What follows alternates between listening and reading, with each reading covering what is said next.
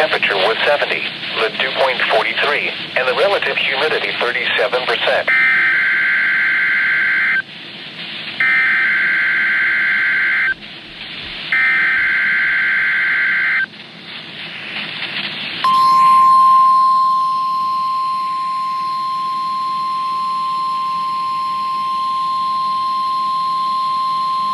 The proceeding was a test of NOAA weather radio station WXL46's warning alarm systems.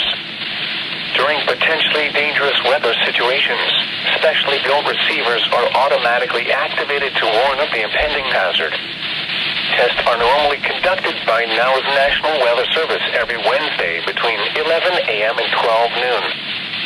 When there is a threat of or existing severe weather in the area on Wednesday, the test is postponed until the first good weather day.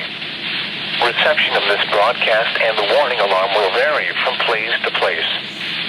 This variability, normally more noticeable at greater distances from the transmitter, will occur even though you are using a good quality receiver in perfect working order.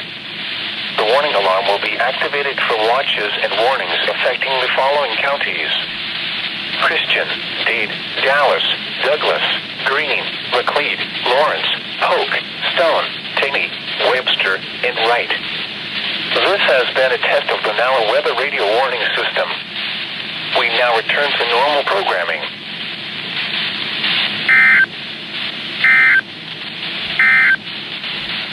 At 11 a.m.